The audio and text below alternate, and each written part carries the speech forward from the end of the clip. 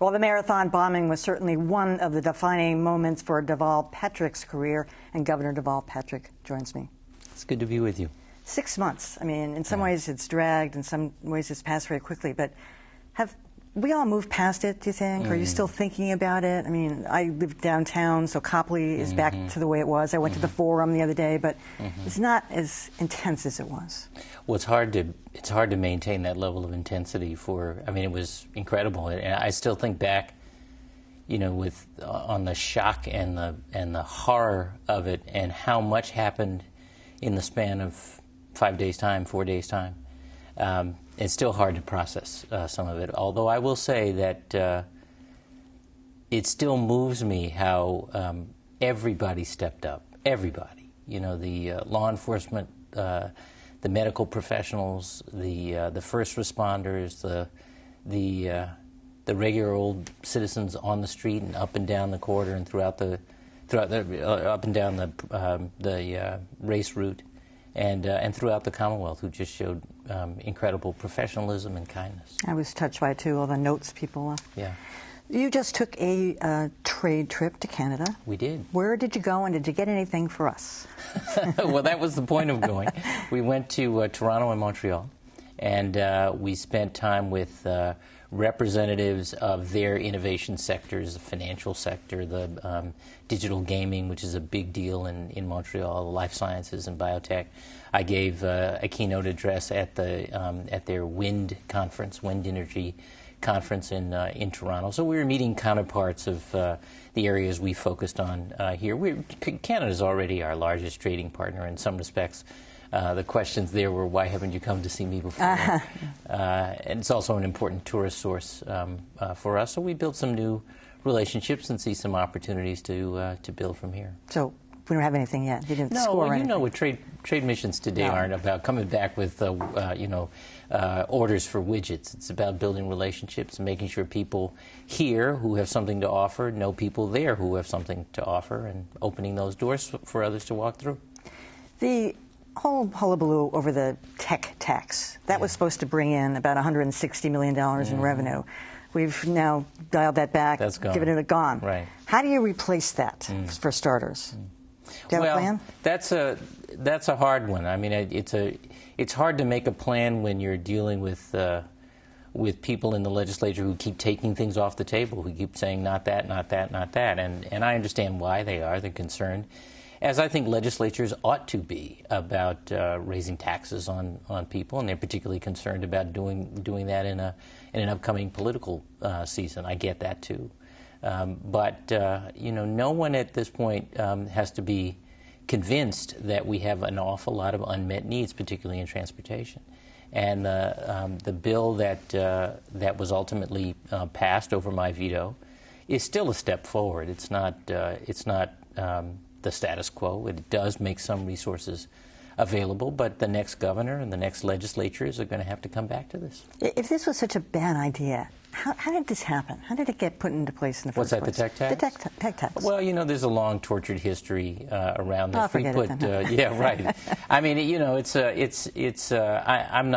I'm not persuaded that the tax itself would have been so dire for the industry, but I think the hit on our reputation as a tech hub was serious, and is something to be concerned about. And I was concerned about it, and so were the leaders in the legislature. I think one of the hardest parts of it, sort of politically, was that the business leaders who were leading the charge against the tech tax had led the charge in support of it just a few months before, when it was proposed in the legislative package. So that made it, I think, a little bit more difficult to make right. But it's been made right, so we move on.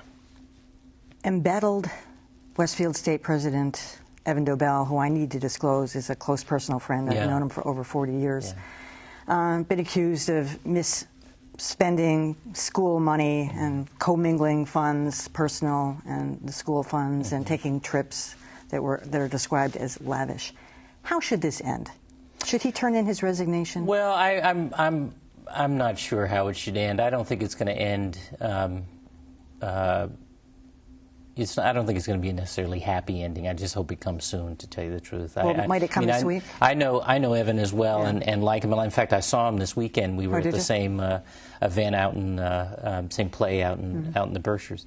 And I said to him what I say to you and to others. He's done a lot of good at Westfield State. He really has. There are mayors of Westfield I know who've talked about how many times they've tried to get former presidents to bring the presence of Westfield State downtown as a part of the economic engine for the city of Westfield. And President Dobell is the first to have done so. And that you can't take away. It's been a hugely impactful and important. But these are serious charges, very, very serious concerns. And I am concerned that they haven't been taken seriously yet by President Dobell. This is not about some political witch hunt. It's not about victimizing him or diminishing the value he has brought to Westfield State. It's about following the rules and integrity with the public. If he had just said that in the beginning, you're right, I did all those things, it's in my past, we've moved forward, we've changed the system, would that have done it or not? I don't know. I mean, there's a board for Westfield State that has to make some decisions, and I think they have a meeting. It might be tomorrow. The 17th, I think. I have that. I'm not sure. It's this week, sometime when they're going to have to deal with it. There's a board of higher education and a commissioner of higher education, Richard Freeland, who's been very involved in this as well. Unfortunately, there is now an inspector general's investigation, and I think an attorney general's investigation as well. So it's, as I say, this is very, very serious, and I think it's important that President Dobell take this seriously and not kind of lash out with a sort of a media campaign trashing all the people who are raising the questions, because the questions have gravity. The federal shutdown. I mean, it's had an effect on all of us. I have a sister who's been furloughed for the last 3 weeks, and a lot of people have. Nobody feels sorry for her, but there are people who need to be felt sorry for. Yeah. And I was caught one of the broadcasts last night. Was talking about how some states, like in Colorado and other states, have taken over the federal parks and opened them up and spending considerable money. The Cape Cod seashore is federal, but our state has not stepped up and said, all right, we'll cover the costs.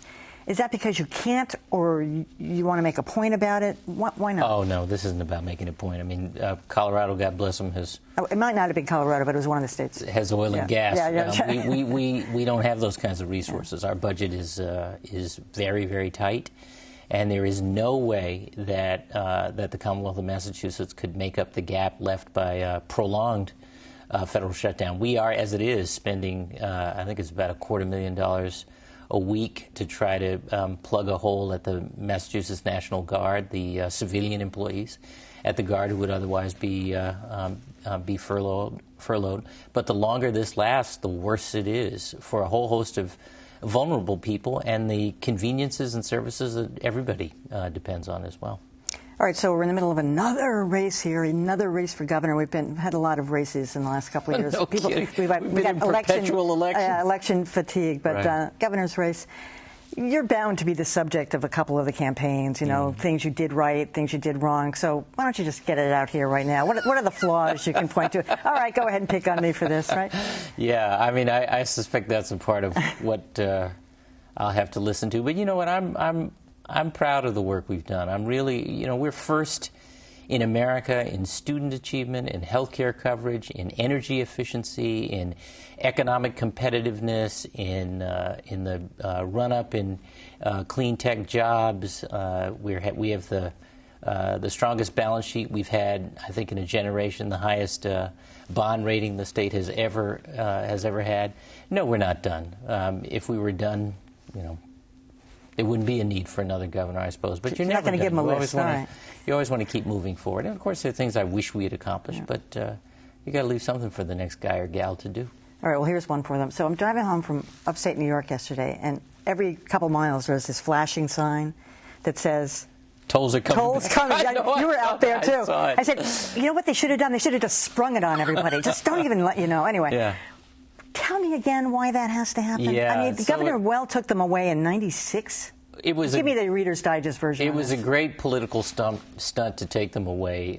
But we really need to bring them back. Well, you know, it's either that or stop taking care of the pike and frankly other roads and bridges. Interestingly, the resumption of tolling. This is exits 1 through 6, I think it is, in western Massachusetts. For people who may not know what we're talking about. The people who were the most enthusiastic about that as part of the transportation solution were members of the legislature from the western part of the state, which is not what you often hear. I think because it beats a gas tax, which is a high impact sort of decision for more rural parts of the Commonwealth. Anyway, yeah, I still don't understand it, but so do you? That's just the tolling on the pike, which we will, soon have, I hope, a better all way. Electronic. But tolling strategies, border tolls, for example, which has been talked about for a while, things that we can now pursue because the legislature has authorized us to study that and implement it if it works. We're going to have more than one solution, probably, to meeting our transportation needs. And we need to see our transportation needs as more than just how to get from point A to point B, but how we actually unlock economic activity and opportunity.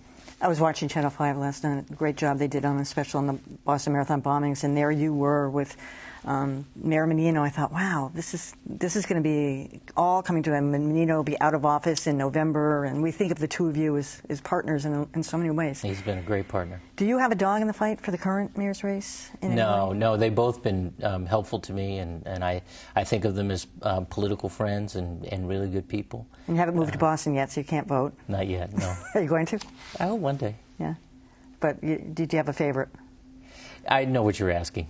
I think you can't tell me. I think they're both great, and I'm going to do my best to stay out of it. I agree. They're both great. All right.